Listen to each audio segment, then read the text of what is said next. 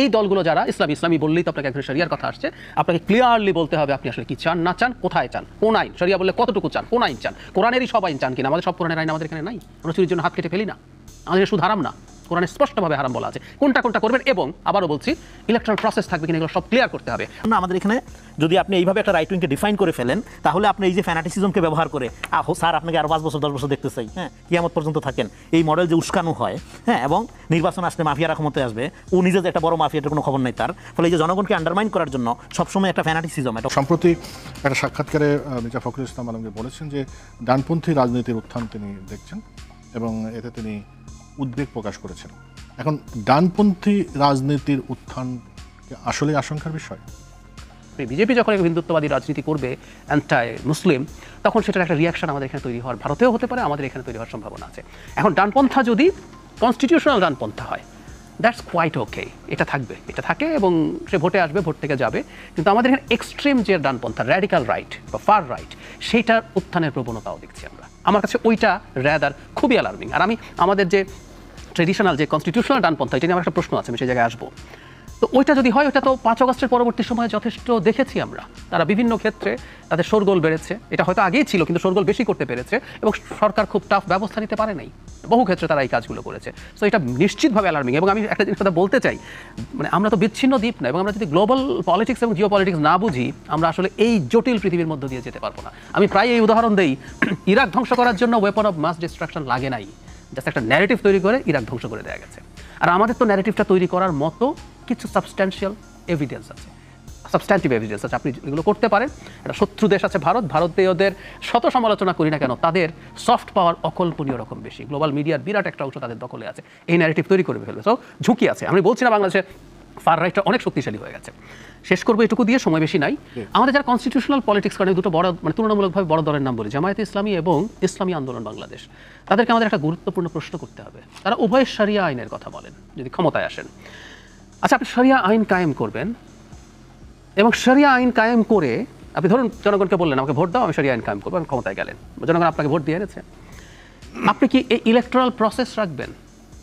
খেয়াল করি, এটা খুব জরুরি প্রশ্ন। আপনি আসলেন এবং বললেন শরিয়াতে ইলেকট্রাল প্রসেস নেই, তাই আমি কনস্টিটিউশন অ্যামেন্ড করে আমি এটা বাতিল করে দিলাম। সো আপনি বলবেন আপনার যুক্তি কি? জনগণ আমাকে চেয়েছে, আমি এসেছি। ওই রাজনৈতিক দল কি অপারেট করতে পারে? খেয়াল করুন, আমরা ওকে বলছি তোমাকে যদি জনগণ চায় আসতে দেবো, ধরলাম ও আসলো, 10 বছর পর জনগণ ওকে আর চায় না, কিন্তু ওই প্রসেসটা তো বন্ধ করে ফেলতে পারে। সো আমি এই প্রশ্ন রেইজ করতে চাই, এই দলগুলো যারা ইসলামী বললেই তো আপনাকে একজন শরিয়ার কথা আসছে, আপনাকে ক্লিয়ারলি বলতে হবে আপনি আসলে কি চান না চান, কোথায় চান, কোন আইন, শরিয়া বললে কতটুকু চান, কোন আইন চান, কোরআনেরই সব আইন চান কিনা। আমাদের সব কোরআনের আইন আমাদের এখানে নাই, আমরা চুরির জন্য হাত কেটে ফেলি না, আমাদের সুদ হারাম না, কোরআনে স্পষ্টভাবে হারাম বলা আছে কোনটা কোনটা করবেন। এবং আবারও বলছি ইলেকট্রাল প্রসেস থাকবে কিনা এগুলো সব ক্লিয়ার করতে হবে। আপনি আসবেন, এরপর বলবেন যে ইসলামী শরিয়াতে তো মানে কোনো ধোঁয়াশা রেখে না, যদি সেটা হয়, যদি উনি বলেন ম্যান্ডেট নিয়ে এসেন ভোট বন্ধ করবো, তাহলে আপনার রাজনীতির অধিকার নাই, এটা হলো জরুরি কথা। কারণ কোনো একটা দল এটা বলার রাইট রাখবে না এই প্রসেসে, তখন আপনি বিপ্লব করুন, করে পারলে ক্ষমতা দখল করুন। একই প্রশ্ন। জি, এটা খুবই গুরুত্বপূর্ণ প্রশ্ন। দেখেন, আমি এখানে আলোচনাটা এই রাজনীতিতে রাইট উইং লেফট উইং এই আলাপটা মূলত ঐতিহাসিকভাবে শুরু হয়েছিল ফরাসি বিপ্লবের মধ্য দিয়ে। তো ফরাসি বিপ্লবের মধ্য দিয়ে যেভাবে ডিফাইন করা হয়েছিল রাইট উইংকে, ইউরোপে এখনও রাইট উইং ওইভাবে বোঝা হয়। রাইট উইং বলতে বোঝা হয় আপনার এক ধরনের এই মানে ধরেন যেই অংশটা বিপ্লব করলো ফরাসি বিপ্লবে, তাদেরকে লেফট উইং বলা হলো, আর যে অংশটা আপনার অলিগার, আপনার ধরেন যে পুঁজিপতি এবং ক্ষমতার কাছাকাছি থেকে গেল মানে বুর্জোয়া অংশ, সেটাকে আপনার রাইট উইং বলা হলো, মানে ক্লাসিক্যাল উদাহরণ হিসেবে। পরবর্তী সময় জায়েদ ভাই ঠিকই বলছে, এটার মধ্যে এত ভেরিয়েশন আসছে এবং এত আপনার শাখা প্রশাখা গজাইছে যে ঠিক মোটা দাগে আপনি অমুক রাইট উইং তমুক লেফট উইং এভাবে বলে দেওয়া মুশকিল। তো এখন বাংলাদেশে যেটা হলো, বাংলাদেশের রাইট উইংয়ের চরিত্রটা কি? এখানে দেখেন, যদি আপনি ইসলামী ধারাকে রাইট উইং বলেন সেটা ভুল হবে, মানে গ্রসলি যদি বলেন। যেমন জামাতি ইসলাম একটা ইলেকট্রাল পলিটিক্স করে, এবং জামাতি ইসলামকে মানুষ যে ধরেন ভালোবাসে, পছন্দ করে, এর কিন্তু একটা বড় কারণ ইসলামের কারণে। এমন না যে জামাতি ইসলামের ডেমোক্রেটিক প্রসেসের কারণে জামাতকে ভালোবাসে, কারণ আরও তো ডেমোক্রেটিক পার্টি আছে, ভোটের পার্টি আছে সেক্ষেত্রে। ফলে ইসলামের একটা প্রস্তাবনার মধ্যে দিয়ে সে একটা ইলেকট্রাল পলিটিক্স করতে চায়, এই কারণে জামাতকে একটা বড় অংশের মানুষ পছন্দ করে। কিন্তু এখানে ডেফিনেটলি তো, এবং সে একটা মডারেট ইসলাম করতে চায়, তার সাথে রেডিক্যালিটির কোনো সম্পর্ক নেই। তো ফলে এটাকে আপনি কি, এবং ইলেকট্রাল পলিটিক্স করে, ফলে এটাকে কি আপনি রাইট উইং বলবেন? এটা একটা প্রশ্ন হতে পারে। আবার এক্সট্রিম রাইট উইংয়ের কথা যেটা বলা হলো, বাংলাদেশে এটা থাকলে তো হাসিনা রেজিম এতদিন টিকার কথা না, যদি একদম মিলিটেন্ট রাইট মানে ইসলামী ফোর্স যেটা, এটা দেখা যাচ্ছে না, হাসিনার আমলে অন্তত দেখা যায়নি। এখানে যেটা আছে এটা ফ্যানাটিসিজম। এবার এই ফ্যানাটিসিজমটাকে আপনি যে রাইট উইং বলেন সেটা কি আপনি বলতে পারবেন কি, একটু চিন্তা করতে হবে। এবং এই ফ্যানাটিসিজম কারা তৈরি করছে, এই ফ্যানাটিসিজমকে যদি আপনি রাইট উইং বলেন, তর্কের খাতিরে ধরে নিলাম যে একটা রাইট উইং আপনি বলতেছেন, তাহলে এই right wing driven by left wing, এখানে লেফট বুদ্ধিজীবী যারা তথাকথিত আপনার ধরেন যে আপনার আরবান সাধু টাধু যারা, হ্যাঁ, যাদের বিভিন্ন বেশভূষা দেখে আপনি মনে করেন যে বিশাল দার্শনিক হাজির হয়েছে, জান্নাত থেকে পালাই আসছে মনে হবে দেখলে, এরাই তো এই ফ্যানাটিসিজমকে উস্কায় এখানে এই জায়গায় নিয়ে আসছে। এখন আপনার এবং এদের বন্ধু বান্ধবরাই এখন বিভিন্ন মিডিয়াতে বৈশা, হ্যাঁ, রাইট উইংয়ের কথা বলতেছে।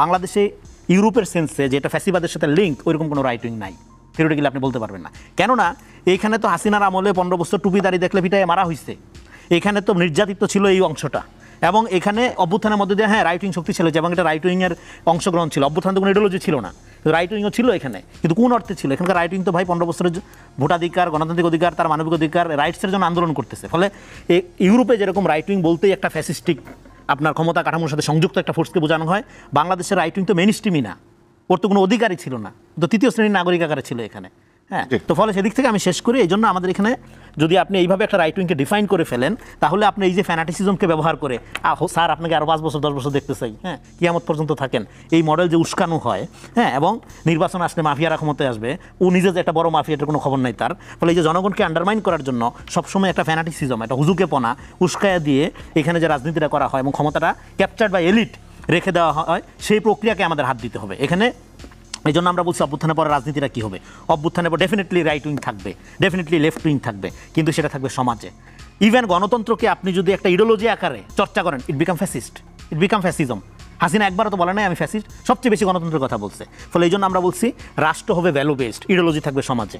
আমরা এমন একটা রাষ্ট্র কায়েম করতে চাই যেখানে ইডিওলজির ভিত্তিতে রাষ্ট্র আমাকে, আমার পরিচয়ের ভিত্তিতে আমাকে চিহ্নিত করবে না, বিচার করবে না, আমাকে সে ট্রিট করবে নাগরিক হিসাবে।